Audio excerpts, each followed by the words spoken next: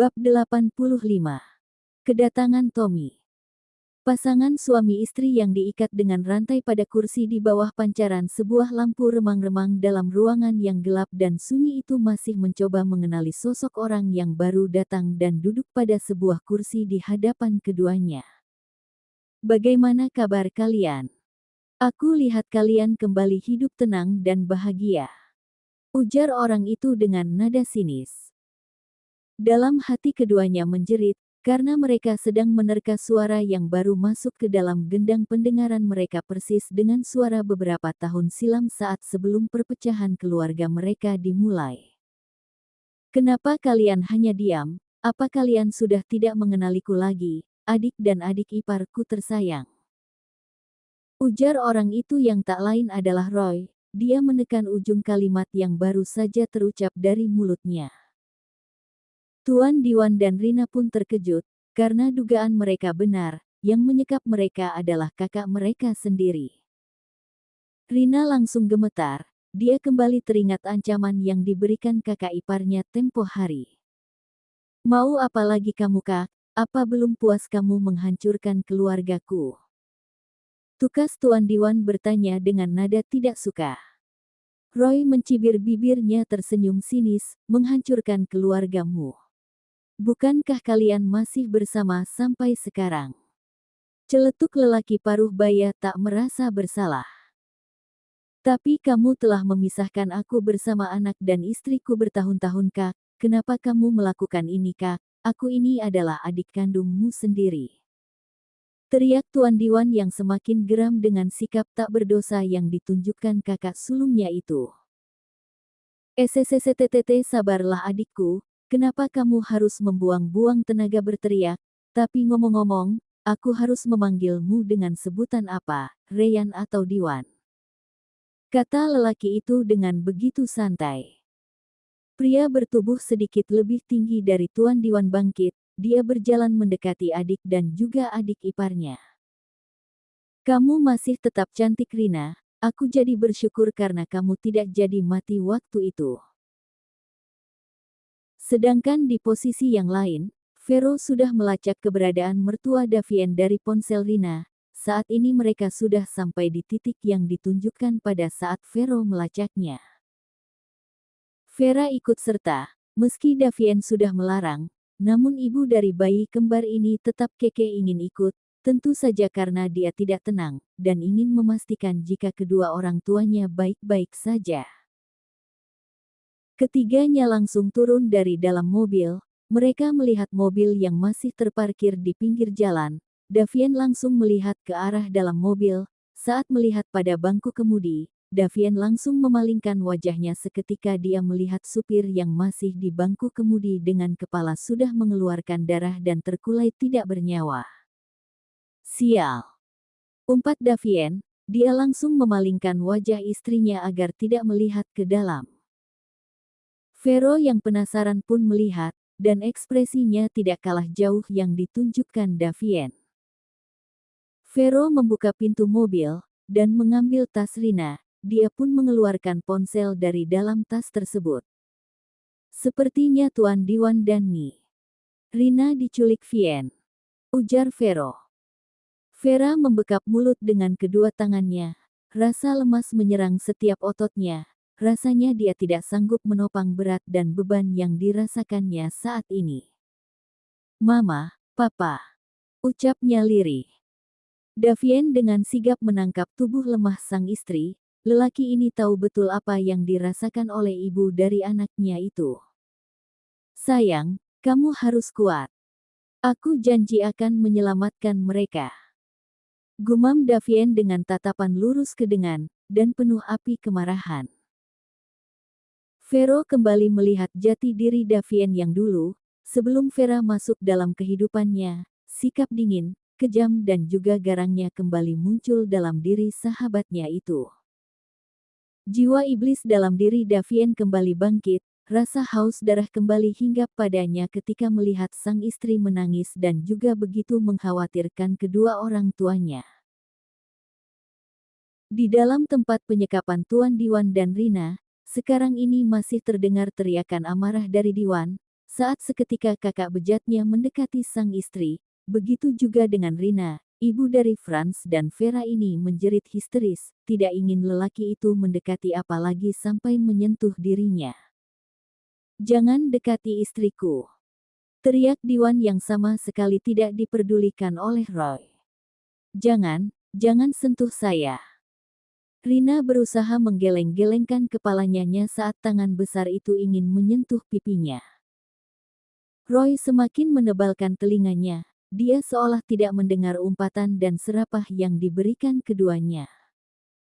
Seketika senyuman itu mengendur, saat melihat Rina masih kekeh menghindari sentuhan darinya, hingga membuat emosinya memuncak dan mengayunkan tangan besarnya itu dan plak, "Mama!" Satu tamparan mendarat di pipi mulus yang sudah sedikit kerutan itu. Rina seketika diam, sedangkan Diwan sudah sangat terpukul. Dia bisa melihat orang memperlakukan tidak adil terhadap istrinya tapi dia tidak bisa menolong. Jangan siksa istriku, aku mohon." Pinta Diwan dengan lirih. Rina hanya bisa menahan rasa perih dan panas yang hinggap di pipi kirinya, hanya air mata yang bisa dia tumpahkan. Menurutnya tamparan itu lebih baik daripada harus disentuh oleh lelaki bejat tidak berperasaan itu. "Jika kau tidak ingin aku menyakiti istri tercintamu ini, cepat tanda tangani surat ini." Roy langsung menyodorkan sebuah berkas yang diberikan oleh anak buahnya ke hadapan Diwan.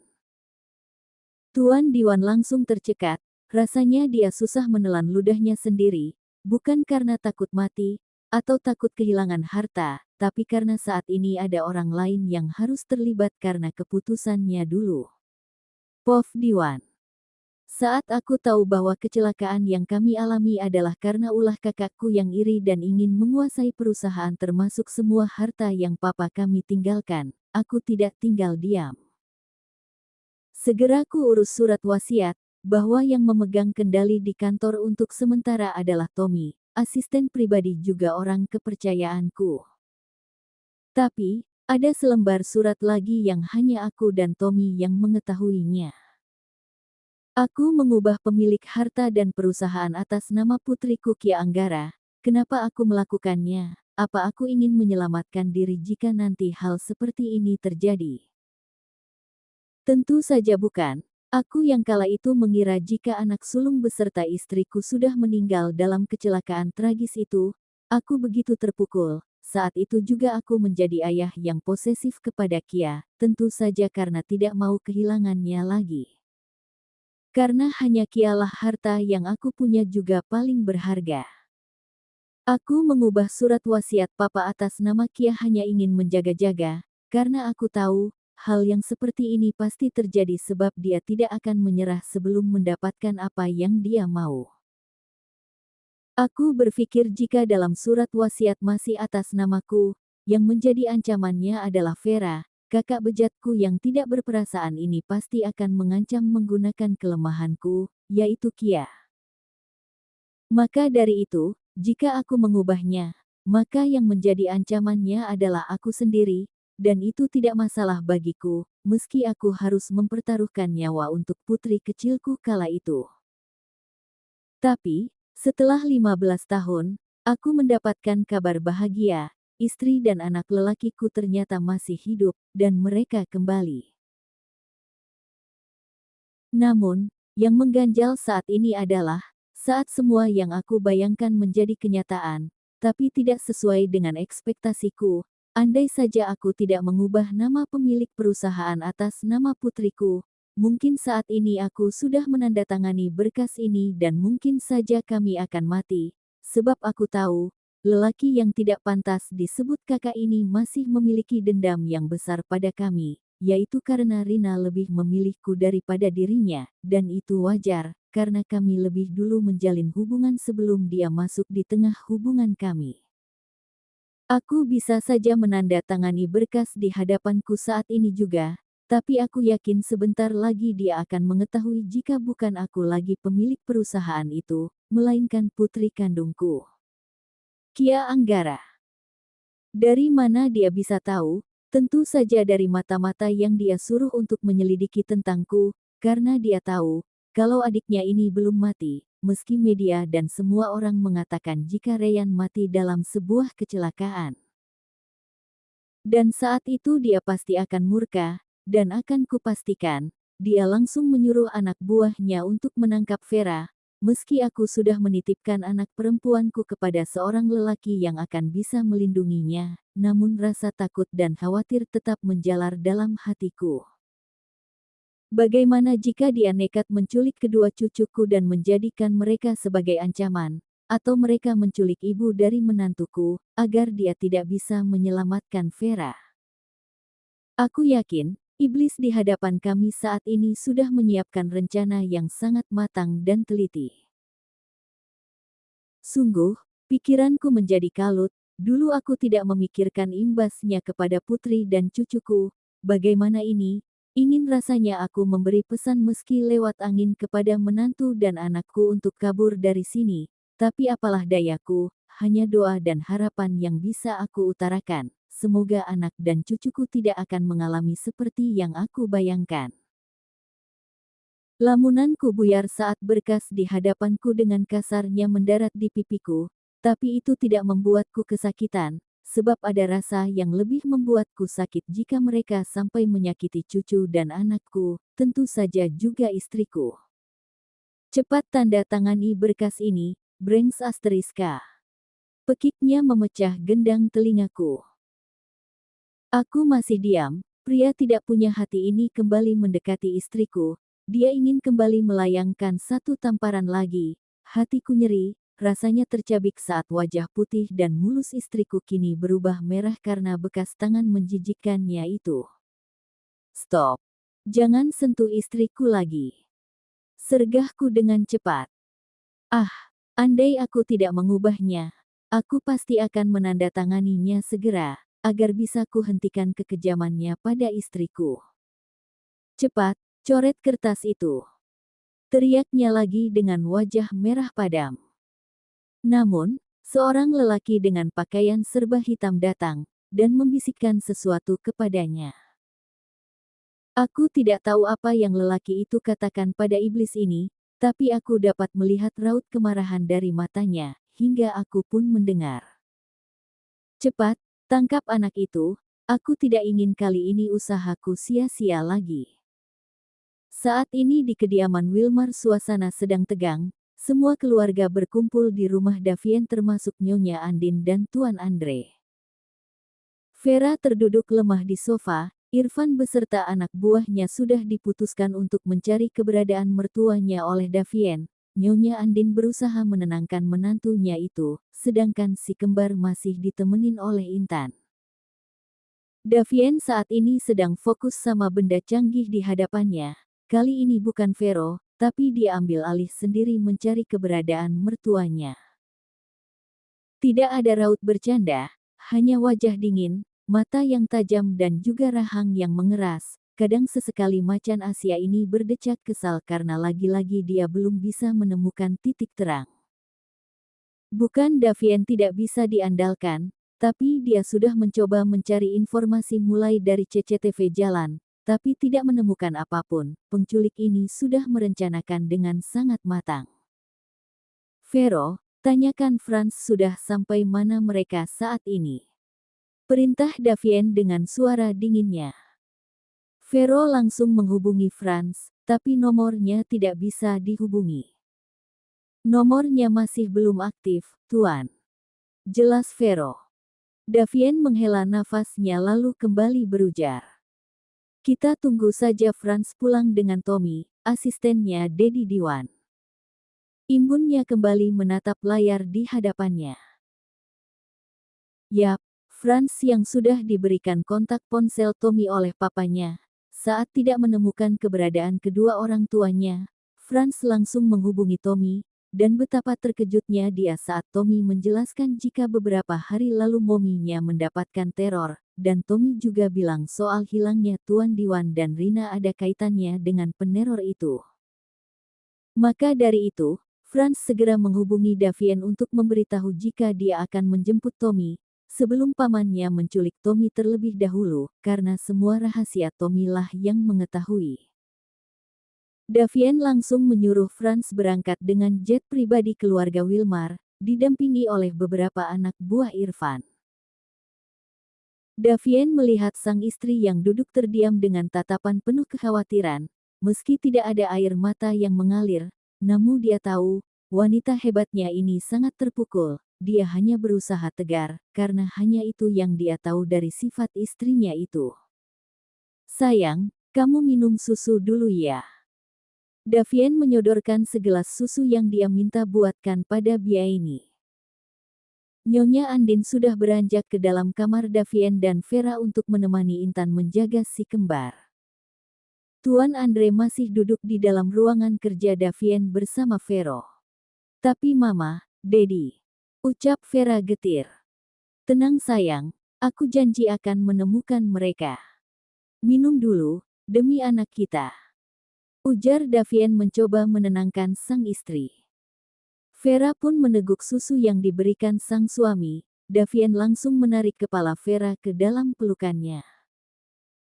Disinilah Vera menumpahkan segalanya. Dada Davien adalah tempat ternyaman untuk dirinya bersandar saat hatinya dirunding kegelisahan.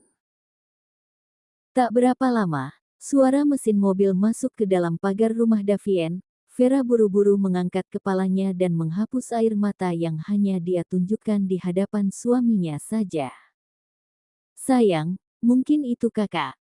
Ucap Vera dengan suara serak. Davien mengangguk, lalu keduanya pun keluar melihat orang yang baru saja tiba. Dan benar saja, yang datang adalah kakaknya, Franz. Dan seorang yang tidak mereka kenali. Kakak.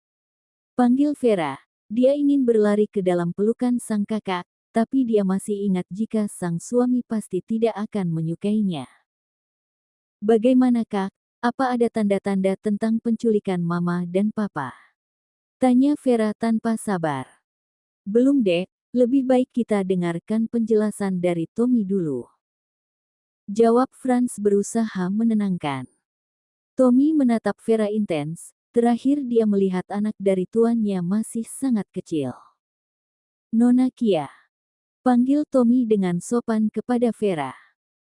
Vera dan Davien sontak melihat ke arah pria yang hampir sama umurnya dengan dedinya yang berdiri di samping Franz. Lebih baik kita masuk dulu. Ujar Davien. Keempat orang itu masuk ke dalam rumah. Vera masih penasaran dengan sosok seorang yang datang bersama kakak sulungnya itu. Kak. Panggil Vera. Dia melirik ke arah pria paruh baya yang juga melihat kepadanya. Franz mengerti yang dimaksud adik kesayangannya itu. Dia asisten Dedi yang mengurus perusahaan Dedi selama ini sayang. Bukan Franz yang menjawab, melainkan Davien. Vera sebenarnya terus berpikir kenapa Franz malah membawa pulang asisten Dedinya, bukan mencari tahu keberadaan orang tua mereka. Kak, bagaimana jika mereka menyakiti Mama dan Dedi kak? Kenapa sampai sekarang mereka belum juga ditemukan? Bagaimana jika mereka? Vera sudah tidak bisa berkata apa-apa lagi, membayangkannya saja dia tidak sanggup. Mereka tidak akan mencelakai Tuan dan Nyonya Anggara. Ucap Tommy lantang. Semua mengerutkan dahinya mendengar perkataan lelaki kepercayaan orang tua mereka. Mengapa Anda sangat yakin? Tanya Davien. Karena sebenarnya incaran mereka bukan lagi Ten Ryan, melainkan. Tommy menjeda ucapannya dan melihat ke arah Vera. Melainkan Nona Kia. Sambungnya membuat mereka semua terkejut. Apa maksud Anda? Tanya Davien dengan dingin. Tommy jelas melihat wajah tak bersahabat dari suami anak tuannya itu. Tommy pun mulai menceritakan semuanya. Mulai dari Tuan Diwan menyuruhnya memegang perusahaan sementara, hingga surat wasiat yang telah diubah menjadi nama Kia beserta juga dengan alasannya. Raut kecemasan dan ketegangan langsung menghiasi wajah dari ayah bayi kembar ini. Tentu saja rasa takut hinggap di hatinya, bukan karena lemah tapi ini menyangkut belahan jiwanya. Vera yang mendengar itu pun tak berkutik. Namun sepersekian detik dia langsung menatap pada sang suami. Davien menggeleng, seolah tahu apa yang dipikirkan Vera. Tidak sayang, aku tidak akan pernah setuju. Celetuk Davien dengan tegas tanpa mau dibantah. Tapi ini untuk keselamatan Mama dan Dedi, izinkan aku ke sana.